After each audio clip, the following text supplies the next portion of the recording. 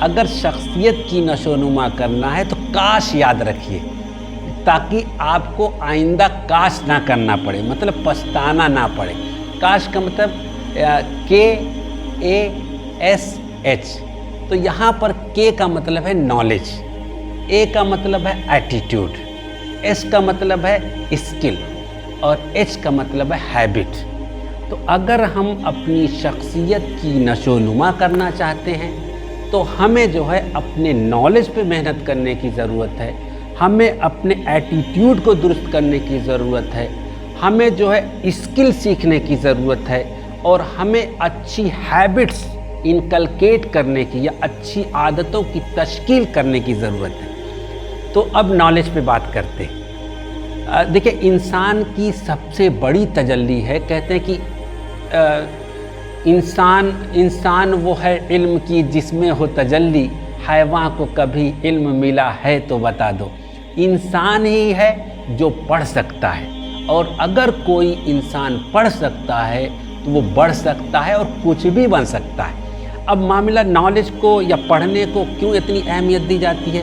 کیونکہ پڑھنا جو ہے نا، وہ ایک طرح کا رجسٹریشن ہے، وہ ایک پہلا قدم ہے کس جانب؟ تعین قدر کی جانب۔ اگر ہم نفسیات میں پڑھنے کی بات کریں تو کہتے ہیں knowledge, understanding, application, analysis, synthesis, evaluation. Evaluation تک ہمیں پہنچنا ہے تو ہمیں کیا کرنا پڑے گا؟ پہلے جو ہے معلومات حاصل کرنی پڑے گی، پھر اس کی تفہیم تک پہنچنا پڑے گا، پھر اس کا اطلاق کرنا پڑے گا، اس کے بعد جو ہے اس کا تجزیہ، اس کی تحلیل، پھر جا کے ہم تعین قدر تک پہنچتے ہیں۔ دیکھیں، علم کا حصول جہالت کا عرفان ہے۔ علم حاصل کرنے کے بعد ہی انسان کو پتہ چلتا ہے کہ میں کتنا بڑا جاہل ہوں۔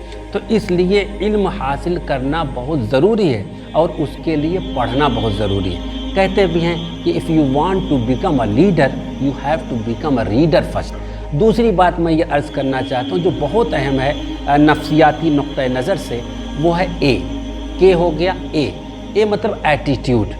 دیکھیے، اگر ہم بات کریں انسان کی شخصیت کی، تو انسان کی شخصیت کے لامحدود پہلو ہوتے ہیں، تو لیکن اس لامحدود پہلو میں انسان کی شخصیت کے 4 پلرز ہوتے ہیں، 4 ستون ہوتے ہیں۔ اس میں پہلی چیز ہے انسان کی انٹیلیجنس، دوسری چیز ہے انسان کا ایپٹیٹیوڈ، اور تیسری چیز ہے انسان کا انٹرسٹ، اور چوتھی چیز ہے انسان کا ایٹیٹیوڈ۔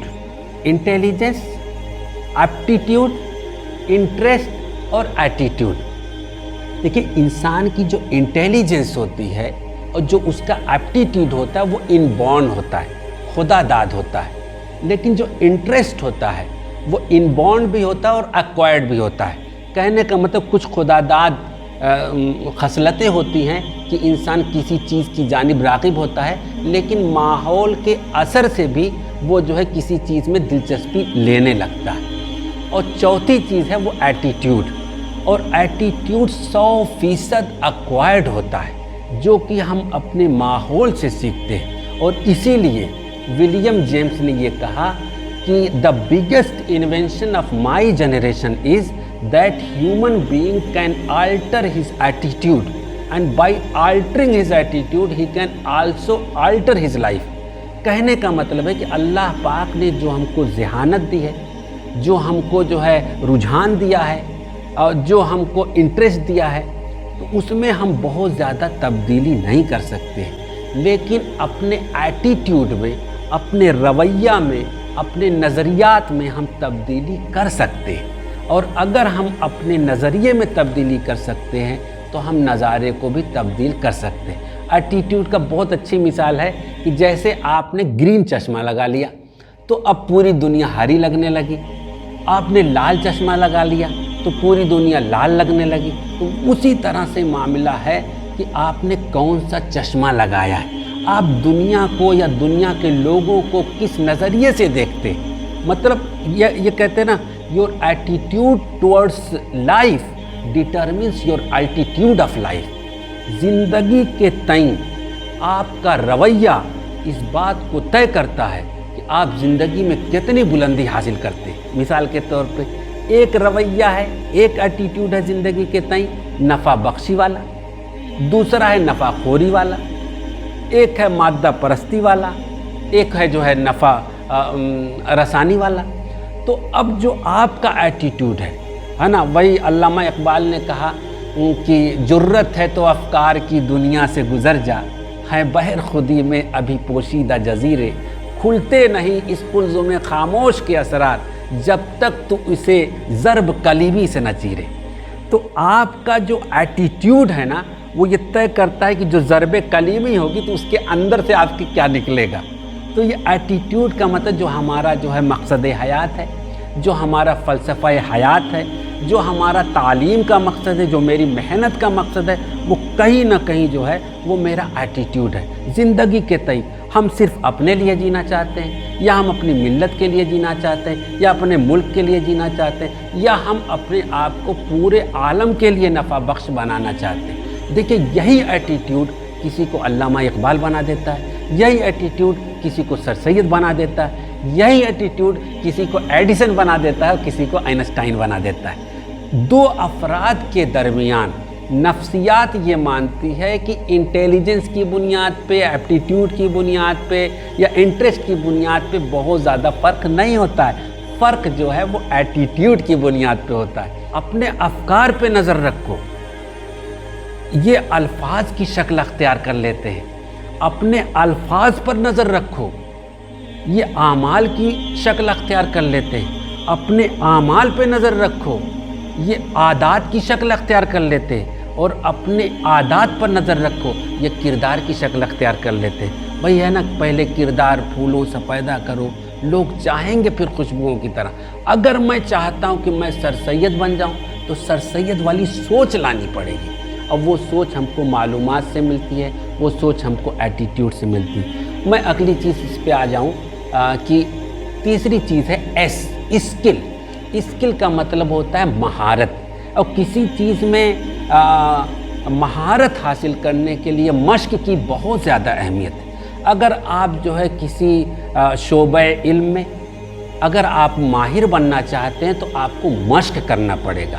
تو جو آپ کا عمل کا میدان ہے اس میں مشق کریے، اس میں اگر آپ مشق کرتے ہیں تو جو ہے آپ کو بلندی سے جانے پہ کوئی نہیں روک سکتا۔ اور چوتھی چیز بہت اہم ہے، ہم یہ بہت آسانی سے کہتے ہیں کہ ہر انسان کے اندر ایک عظیم شخص چھپا ہوا ہے۔